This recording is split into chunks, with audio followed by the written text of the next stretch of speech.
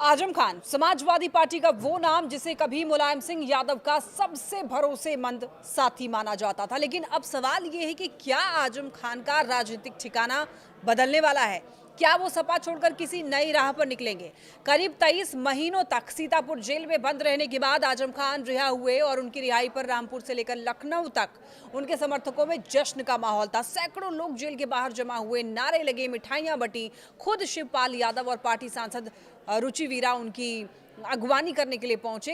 लेकिन इन सबके बीच आजम खान का चेहरा और उनके बयान सबसे ज्यादा चर्चा का विषय बन गए। उन्होंने कहा कि जेल में 5 साल तक उन्हें किसी से मिलने नहीं दिया गया, ना मुलाकात ना फोन कॉल।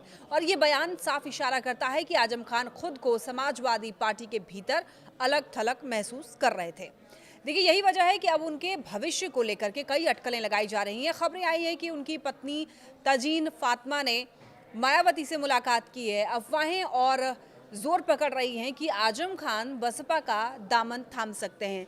दिलचस्प बात यह है कि खुद आजम खान ने इस पर कोई साफ जवाब हालांकि नहीं दिया है। ना उन्होंने इनकार किया, ना हाँ कहा है। बस इतना जरूर कहा है कि पहले इलाज कराऊंगा, फिर आगे की रणनीति तय करूंगा। यानी कि इशारे में ये साफ है कि वो किसी नए ठौर की तलाश में हैं। आजम खान की राजनीतिक यात्रा पर अगर नजर डालें तो 1951 में रामपुर में जन्मे आजम ने मुलायम सिंह यादव के साथ समाजवादी आंदोलन की शुरुआत की। वो कई बार विधायक और सांसद रहे। मुलायम और अखिलेश दोनों सरकारों में कैबिनेट मंत्री भी रहे। गरीब मुसलमानों के मसीहा के तौर पर उन्हें देखा गया, लेकिन दूसरी तरफ भ्रष्टाचार और जमीन कब्जाने जैसे गंभीर आरोपों ने हमेशा उनकी छवि को विवादित रखा। 2017 में देखिए, योगी आदित्यनाथ की सरकार आने के बाद उन पर मुकदमों की बौछार हो गई। 100 से ज्यादा केस दर्ज हो गए। कई मामलों में उन्हें दोषी ठहराया गया और वो जेल चले गए। समाजवादी पार्टी ने इसे राजनीतिक साजिश बताया, जबकि भाजपा ने कहा कि ये कानून का राज है। अब कोर्ट से जमानत मिलने के बाद उनकी रिहाई हुई है, लेकिन रिहाई के बाद उनके तेवरों से ये साफ है कि वो अखिलेश यादव से बेहद नाराज हैं। अखिलेश यादव ने ट्वीट करके उनकी रिहाई की न्याय की जीत बताया है और वादा किया है कि सपा सत्ता में अगर आई तो फर्जी मुकदमे वापस लेगी। लेकिन आजम के लिए ये समर्थन देर से आया हुआ और अधूरा सा लगता है।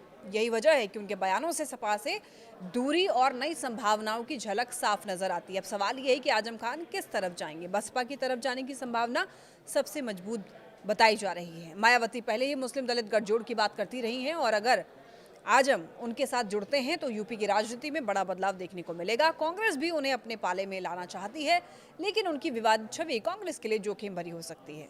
वहीं नई पार्टी बनाने का विकल्प भी है, लेकिन उनकी उम्र और हालात को देखते हुए ये मुश्किल नजर आता है। राजनीतिक गलियारों में एक और चर्चा ये है कि बीजेपी खुद चाहती है कि आजम खान सपा से अलग हो जाएं और बसपा से जुड़ें, ताकि 2027 में मुस्लिम वोटों का बिखराव हो पाए। तो ऐसे में साफ है कि आजम खान की रिहाई सिर्फ एक नेता की वापसी नहीं, बल्कि यूपी की राजनीति में नए समीकरणों की शुरुआत है। अब ये देखना बड़ा ही दिलचस्प होगा कि सपा के इस पुराने सिपाही का अगला पड़ाव मायावती की बसपा होगी, कांग्रेस होगी, या फिर कोई और चौंका देने वाला कदम होगा।